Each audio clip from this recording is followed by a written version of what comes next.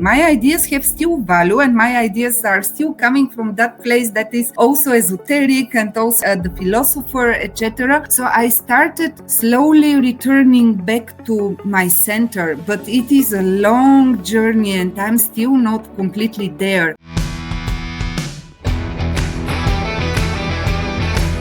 Welcome, friends, to a new episode of Merging Minds, the podcast brought to you by BureauWorks, the AI-powered TMS language text platform. Today, as in every episode, I am happy, thrilled, and excited to be bringing you an industry personality, somebody that is doing things differently, some human being who is an incredible leader and who is rocking the industry. So today, I'm here with Elitza. Hey, Elitza, how are you doing? Hi, Javi. Thank you. I'm fine. It's Friday today, so I'm always happy on You're recording on a Fridays. Friday, yes. Thank you for the nice introduction. Honestly, I don't know why you think I'm an industry leader, but let's see. No, when we started the podcast to make it because you know the values of BureauWorks, we're like a very human tech, but human-driven technology. So we always thought of creating a space for industry folks, industry leaders who to come and share their stories, right? Because if you look at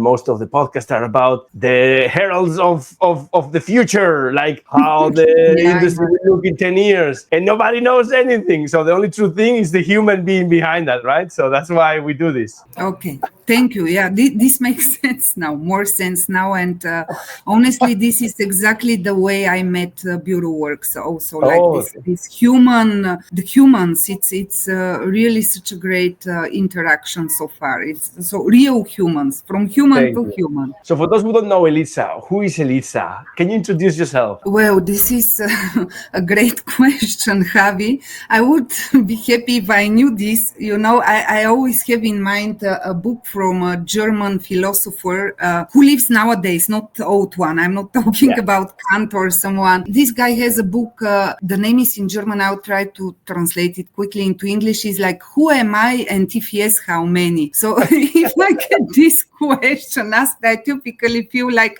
who am I? And if yes, how many? So I feel like there are many Elitzas in many different roles, but it's sometimes even challenging to find the right thread between them because naturally, historically, my vita cut off with 19 when I left my country, Bulgaria, where I'm born, and I left in Sofia. I went to school here. My parents are Bulgarian, but with 19, you are still quite young. You think you are very adult. I think you're super young. There's a life before 20 and a life after 20.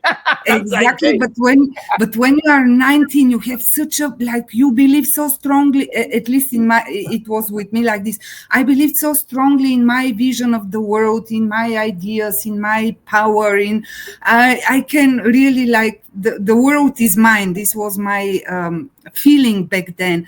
So I went to Germany for studying, and this was like a big cut in my vita, because changing cultures, changing countries at this age where you think you are adult, but you are actually still almost a child, and then you face a completely new culture, new language, new mentality. You know, this was for me a big transformation, and I left in Germany for almost 20 years, so it's a big part of my journey. And then 2018, just short before COVID, I joined Coca-Cola European Partners back then. From Germany I applied, I was in Germany, but it was for the Sofia office. So this is when they send you back home, right? So they send me back home, so to say. There's a moment, like all of us who've been living around the world, at some point we end up there. Like just as you, I spent it's like my 16th year living outside of Spain, and I'm seeing the return closer and closer, right? So I know where you come from. So you were born and raised in Bulgaria. You come from the translation industry. Like originally you were an interpreter, if I'm not mistaken. You left abroad. You lived the let's discover the world kind of life. Then 6-7 years ago, you returned to your home country to work for Coca-Cola. and now you're in charge of the translation operations there, if I'm not mistaken, right? Yeah, exactly. This is true, Javi. And yes, indeed, my very first job still in Bulgaria before I left was I was interpreter Bulgarian Italian. Unfortunately, Italian is gone now after 20 years of Germany. It's almost gone, not completely. But yes, when I joined Coca-Cola for another role, actually. It was in the learning and development space. But very quickly, I noticed that the translations in Coca-Cola and translations, interpretation, this was always my world in a way. Yeah. I noticed how they are doing it, and it was like it was already 2018, but it felt to me like they live in 1990 maybe, like they do everything the old style. So back in the times of Cherry Coke, right? Yeah, something like this, exactly. yeah, exactly. Dieter Bohlen and Cherry Coke. Yeah. If I could sing, I would now sing the song, but I'll save it for your guests. Yes, and this is where I started challenging the status quo, and I built a business case around it, and I applied for back then there was an innovation forum, so I went with this idea to the innovation forum, and back then the committee who decides which ideas should be prioritized was really from the CEO, CFO, CIO of the company. So I, like, after only 1 year at CCP, I was like allowed to present in front of the, the biggest bosses, and gosh, I was nervous and I was scared, but it went super well. They gave me the budget. So back then, and this is what is for me like a bit of a paradox. 2018 machine translation was no longer innovative. I mean, DeepL existed for a very long time, Google Translate, everything, but for CCP, it was something innovative to introduce translation technology. I can imagine that you being in Cologne back in those days, and thinking about applying for a new role, getting this opportunity to go back home, to start working in one of the biggest world brands, right? And such iconic brand, right? Yeah. And but if you think of that moment, like 7 years ago, what do you think that sparked in you that, hey, I'm going to go back home, I'm going to take this job? What was the situation? This is a very interesting question, and I have an answer to it, but to answer the spark, I maybe need to provide a little bit of context, to point to the spark. Back then, like I've studied philosophy and Finnish and Dutch in Cologne, and this is all, like, if you ask Germans, breathless art. You cannot find a job with this. And German, you said, like this? Dutch, Netherlands. Wow. Netherlands. And especially philosophy was my main topic. And honestly, which branch of philosophy did you like the most? Which was the most interesting and that made you deeper? Yeah. This is a great question, Javi. So when I was 19 and I went to Germany to study philosophy, on my mind and my love was the Asian philosophy, like Taoism, and all this, like Buddhism, Zen, all these things. I was very up into this. And in Bulgaria, there are professors about this in the university. So I assumed, and this is why assumptions are not good thing. I assumed if this is the case in Sofia, this will be the case in Cologne. But I landed in a medieval space in Cologne. So Cologne is famous for philosophy, but from the medieval ages. And this is exactly the part of the philosophy which, with the exception of the mysterious one, like Meister Eckhart and so on, I'm not that much about medieval. So what I did in study, I visited courses from everything that's possible in the philosophy space. And I'm still pretty much more up to esoteric stuff and Asian stuff than this pure Aristotelian Kantian. And how do those ideas that you've learned and studied, how are those ideas shaping the way you lead and the way you're working right now? Because that's very interesting, right? Because it's a big contrast, right? Yeah, they do a lot, Javi, because if nothing else, at least in philosophy in Germany, they teach you, or you need to learn to build arguments and to build arguments, and it's almost more difficult than math formulas sometimes to build arguments in the right way. So to it's like building a invisible construct of a building. You need to understand how the arguments should be built in order for this story that you are telling to be true, to be valid, to be taken scientifically as serious. And this taught me a skill which I use in my day-to-day job and also in my the way I lead, even though I don't have a team to lead, but I lead my vision, and I lead it in a challenging environment. Yeah, I mean, I think there's always like leading. It's not only, from my understanding, it's not only like leading a team. Yes, correct. It's not only leading a team. It's just like, being able to manage up, go to the people up there that you need to convince, like, hey guys, we need to do this. And there we go. This is the skill how to build the arguments, gives you the skill to influence. And this is where we go, because in a corporation like ours, which is really a world brand and really large, there are a lot of processes, a lot of approvals that you need to go through, and also a lot of very high positioned people in the hierarchy, colleagues that you need to convince of the value of your idea. And this is where philosophy helps me in my in the way I lead. And of course, the other, but this is more obvious, is like when you study philosophy, you teach to have this glance from above and to look in the situation as a big piece, not focus only on some part of it, but like look holistic at things and see the bigger complexities. And this is also extremely helpful, especially in large enterprise where a lot of complexities. It makes me think as well, do you ever feel like the conflict between that slow thinking, contemplative nature of Eastern Asian philosophy and the fast speed of modern corporate life? That's the first thing that makes you think of that. Yeah, you're exactly pinpointing, Javi.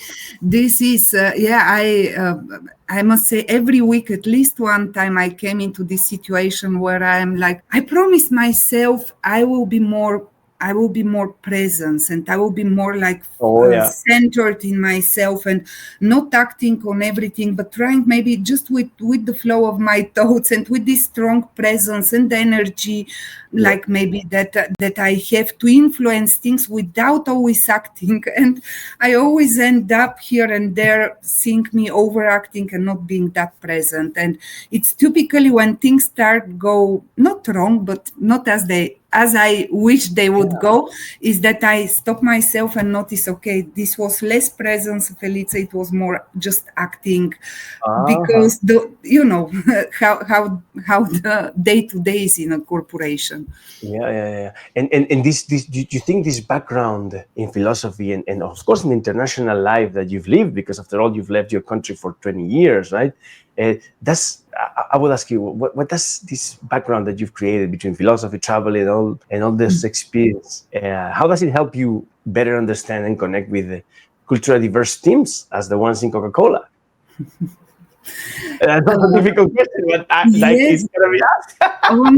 honestly, Javi, this cultural diversity is why I am staying at Coca-Cola. Nice. Not only, but is one of the big drivers that drive me day to day. I simply love diversity, and I love these different cultures. I love learning from it. I love observing which culture and mentality thinks in which way, how they act, how they are as human beings. This is really, it's my curiosity that and interacting in the setup I work. It's purely multicultural, not only the team I work for, but also my stakeholders day to day. They come from every possible function or country that we operate in. And this is something I truly enjoy. And honestly, if you put me back in a team that operates only in Bulgaria, I would run away. This is I mean, I'm Bulgarian, but when you live abroad for a long time and you do this back metamorphosis into your home country, you have all this knowledge and all this experience from abroad. You cannot go back to what you were before you left. It's impossible. And with all these new experiences, you see a bit like stranger your home country. And totally. And I cannot close myself only to this culture. It's impossible. I would not be happy with this. I love the culture in Bulgaria. Don't misunderstand me, but it will be just one culture. Not I need like a lot of diversity. I guess it's that intersection of like after all, and just like you, as I said, I've been living outside of my home country, which is Spain, for the last 17 years. And at some point, I think we all want to return, right? But when we return, there's this contrast between all the experiences that you've had internationally working, and not only working, because working, living, having a partner that is from a different culture, whatever, and then just coming in and going directly to your home country where all your friends, most of your friends, have not changed that much. They're still there. They have the same job. They have whatever, right? And then you come from all these things that you've lived, this experience, this background, right? And then it's difficult. Did you know? And this happened to us, at least to us millennials, a lot. 15 years ago, I was reading a lot about it because there were these articles in magazines that were talking about the difficulties of returning home once you've been abroad. Like 15 years ago, there was this exodus of Spanish people in which we all left Spain because of the crisis. Oh, look at the cat. My cat wants to be on the podcast. Sorry, Javi. No, it's okay. Like because of the 2008 crisis, right? And then once the times got better and people were returning home, thanks to their background, their international experiences, they're probably their partners, that are not Spanish or whatever, they would have difficulties mentally to get, although they could work in international environments, to get readapted to the culture of the country, right? Yeah, I was there. And it was challenging because the only, for me, in the first days and months back in Bulgaria, I felt totally as foreigner. I saw the world, the reality here as a German, let's say, because I was too long in Germany. And the only thing that didn't change is that I was able to speak Bulgarian without accent. But even my Bulgarian has changed because when you live abroad, the language to me is something alive. And when you are away for a long time, you must catch up.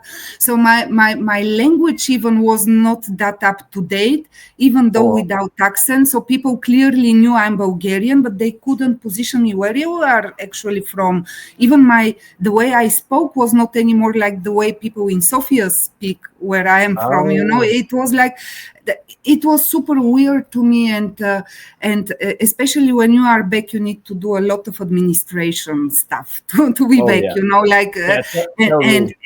And especially in administration, honestly, I couldn't understand a word from what they say. Even though they speak Bulgarian, it was like a totally different language. A language that I never faced, because living a country with 19 means you are too young to have faced administration. So for me, this was like a big nightmare, Bulgarian administration.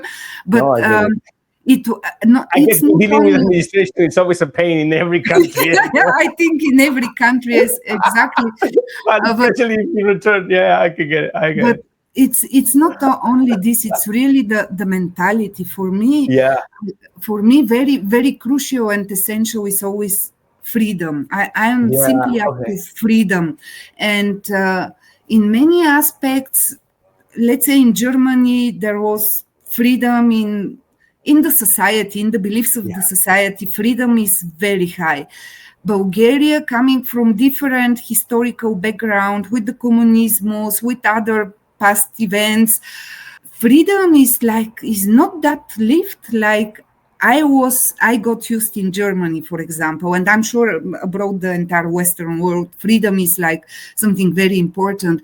And I'm not saying Bulgarians are not free or they don't want freedom, but it in the day-to-day, in the reality, the people are living they want freedom, but they don't live like if they are free, really. I got quite few situations where I thought, where I am, I don't like this.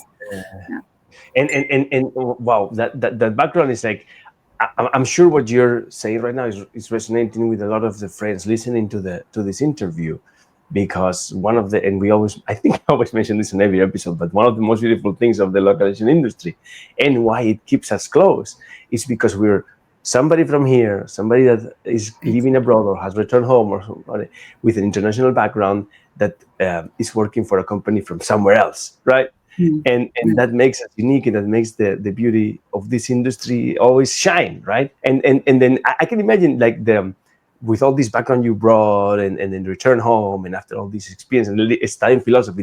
I didn't know you studied philosophy. Thank you that you put that out. But that was interesting. I'm a lot into philosophy as well, right? But once you enter this super corporate world, because Coca-Cola, as I said, is one of the most iconic brands in the planet, right? And then you work there, and it looks to us from the outside very structured and more like you gotta feel your shoes, whatever, right? And within that corporate structure, how do you keep your voice and authenticity intact? Why are you asking always these good questions, Javi? It's like they're exactly to the point. For the interview. Yeah. I wanted to ask you these things. Yeah, but really exactly to the point. Your antennas seem to be very sensitive. Yeah, this was not a challenge per se, but this is difficult to balance, let's say. And where I ended up is in the beginning, I forgot about all this esoteric stuff, about all philosophy, about everything. I became another Elitza, doing my day-to-day and corporate structured and all of these things which were required. Until one day, and it was really back then with this innovation pilot that I did with translation, I saw, okay, my ideas have still value, and my ideas are still coming from that place that is also esoteric and also the philosopher, etc. So I started slowly returning back to my center, but it is a long journey, and I'm still not completely there. But I guess nobody will ever get there, right? Or it's difficult. Maybe the last years of your life. I don't know. Yeah. But indeed, what I'm trying now, especially this year, since we started working together with Bureau Works, I'm so inspired from this human touch and human way to do things that they are so refreshing for the corporate environment, and they inspire me to do things differently also. When doing the project launching your technology, it's like, for example, I would always either write a poem for a presentation or create a song with Sunu that resonates and that delivers an important message. So I'm trying really to not to change my voice, but to bring more of that authentic voice that is me into the corporation. And so far it was received very well, because it is not typical for a corporation to end the presentation with a self-created song with Sunu. Everyone is laughing. I think that's original, and people will always remember how you made them feel with that. So that's, unless it was offensive, it must have been a great hit. Well, not yet. Maybe I get there, but definitely people remember. Then, if they don't even remember what I presented about, they remember exactly how this made them feel, and if this was positive, they remember something positive about you, your presentation, your topic, whatever. So I'm trying to get there. What you expressed, like between the gap between philosophy and corporation. And I think it's a life journey, Elisa. It's gonna take us all our lives to get there, right? It makes me think of the conversation makes me think of another interesting question to ask you. Once again, with your background, with this philosophy background, with this international background, coming back home and entering a very big corporate, right? With your values, with keeping your voice, etc., right? And managing up, down, and having difficult conversations. Can you remember probably the most difficult conversations you've had so far? One of the most difficult ones? I have quite few, not that many, but I have quite few. I don't know which one was the most challenging. I'm not even sure this conversation happened at work. The most challenging conversations you typically have in private life, no? You think so? Yeah. It's on my end like this, but work-related is typically someone tries to tell you are not right, but in a way like that is not that nice to you, and you come into a situation where you need to defend yourself, and now you do it. This is what I experienced in work environment, and I wouldn't say this is challenging. I mean, for me, that a family member is challenging, or really serious things. What happens at work? It's just work. It's not my real life. If that makes sense. No, it does. It does. I was, more like trying to see if you have had during these last few years in Coca-Cola, in such environment, like difficult conversations with you were like, oh my God, like this is going to be tough. How am I going to solve this? Am I going to apply philosophy? Am I going to apply like fuck them all? Am I going to apply like that's what I meant. Then the answer is really presence and resilience. And I was like, it's especially, for example, now with getting with Bureau Works where we are today at Coca-Cola, it is a story that went for 2 or 3 years. Like it was a resilient, always a small bit fighting for let's change the vendor, let's do this, let's do that, arguing, doing another presentation, talking to another leader to convince them. So it is resilience. In a small company, in a startup, or just smaller company, you go quite straight. In big corporation, to do change, this is such a long and challenging story. And if the decision does not come top down, and I'm like not exactly at the top of the corporation, it's you go really like climbing a mountain like a Capricorn, and you stay there and you continue. I love how you mentioned the zodiac sign thing. I go a lot into that too. And it's a pleasure to have you here. Like I don't want to extend I don't want to take more of your time. But now I've introduced like a series of quick questions to just say goodbye, which I call rapid fire. And I'll ask you a few questions in which you'll have to reply with one word or a couple of words. Okay, promise? Okay, promise. And if I can't reply, what do? I just skip? Don't worry, we will edit and cut it out. Okay. So I normally tend to ask always, like in the rapid fire section, I always try to ask, like, what is a mistake you're grateful for? Very difficult one. I don't have an answer, but probably a lot of mistakes where I was exactly myself and human, and things didn't turn out as I wanted them. On the end, it was always the right decision. So staying authentic. That's great. Like a mantra you live by. Trust the process. Oh, I love it. If leadership were a song, what was your soundtrack? If leadership was a song, okay. Oh my God, this is a good one. I cannot answer it quickly. I feel like fire pressure. I cannot answer it quickly, but I love music, so I would say the Valkyries, the Valkyrie from Wagner. Wow! Really? Wow! Oh, what's one thing people get wrong about you? If they see me too much as Capricorn and structured and ambitious. That's lovely. I love it. And one of your guilty pleasures after a long work day? My glass of wine, typically. I love it, Elitza. Thank you so much for being here on the podcast. And to all of you watching, thanks. And let's see you on the next episode of Merging Minds. Bye, friends. Thanks for having me, Javi. Bye-bye. It's a pleasure, my dear. Bye. Bye. Bye, everybody.